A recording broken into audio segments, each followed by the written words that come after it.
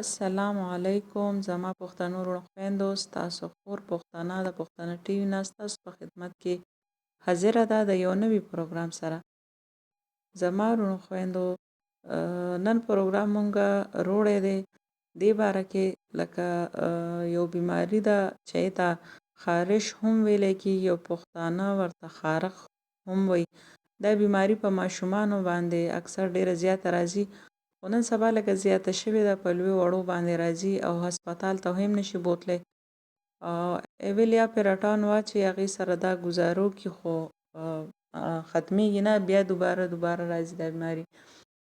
نو د دې دپاره ما تاسو ته یوه ټوټکه راوړې ده د وړو د دې معمولي شیزونو دپاره تاسو هسپتال ته مه ځئ، چونکې حالات داسې کرونا وایرس خراب کړی چې هسپتال ته څوک نورو مسلو دپاره نشي تللی. نو چاته چې د خارښ مسله وي، د خارښ مسله وي، نو که هغه لوی وړو ته اکثر وي دا مسله، نو هغې دپاره ډېره ښه او اسانه ټوټکه ده. هغې نه مخکې خو یو ضروري خبره دا هم ده چې چاته څه قسمه خارښ یعنې خارښ مسله وي نو هغه د اوبه ډېرې زیاتې څښي. اوبو سره وینه هم صفا کېږي، بدن نه وینه ګرمایش وځي، نو دې سره هم دا مسله کافي حد ته ختمیږي.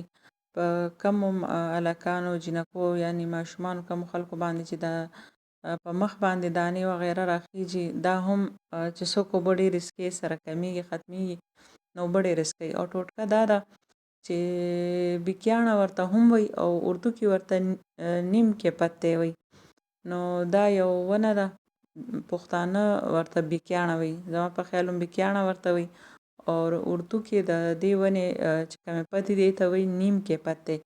د دې ونې نه به تاسو د بیکیاڼې نه پاڼې راوشوکوئ، هغه پاڼې به تاسو ووینځئ، بیا به په صفا اوبو کې جوش کړئ او جوش کولو نه بعد به بیا تاسو دا پاڼې په یو لوښي کې اوبو کې واچوئ او هغې له به یعنې ښه به یې جوش کړئ. جوش کولو نه بعد بیا تاسو دا چاڼ کړئ چې کوم د دې پاڼې دي یا به ترې وباسئ او اوبه چې کومې دي هغې کې به تاسو ساده صفا د نلکي اوبه مکس کړئ او په هغه اوبو به ولامبئ.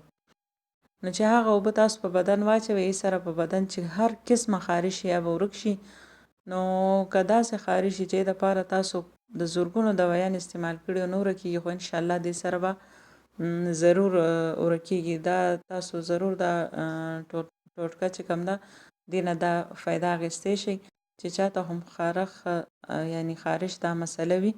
نو دا یو ځل زه بیا تاسو ته ریپیټ کوم چې تاسو دا بیکیاڼه هم ورته ویلی کېږي، هسې داسې ورکوټې شنې شنې دانې وي، ډېر خلک ورته شنې پچې وایي او دې ته بیکیاڼه هم پښتانه وایي. اردو کې د دې ونې چې کومې پاڼې دي ته نیم کې پتی وایي.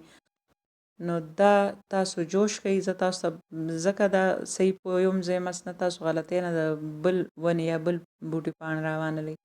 نو دا تاسو به د دې ونې نه پاڼې راوالئ، جوش به یې کوئ او دا پاڼې به ترې اخوا کړئ، چاڼ به کوئ او هغه اوبه چې کمې دي دې چې کوم اوبو کې جوش وي هغه اوبه به راوالئ او هغې کې به د نلکې نورې اوبه صفا مکس کړئ، یخې اوبه چې کله دا برابرې شي بلکل ټیک شي، نو بیا دا اوبه به تاسو په خپل بدن باندې واچوئ. نو دې سره نو که تاسو اول په سم عام اوبو ولامبئ نه بعد بیا دا اوبه پرې اچوئ او که نه هم دې سره لامبئ، نو دا ډېر ښه زبردست شیز دی د خارښ دا بیماري ورکولو دپاره.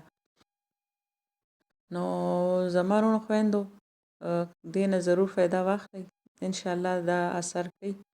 اور دې سره ستاسو خور پښتنه تاسو نه غواړي اجازت په دې دعا سره چې ای الله زموږ مسلمانان وروڼه خویندې، زموږ پښتانه وروڼه خویندې چې دنیا په هر ملک کې هر ځای کې هر ګوټ کې پراته دي، دې په خپل حفاظت کې وساتئ.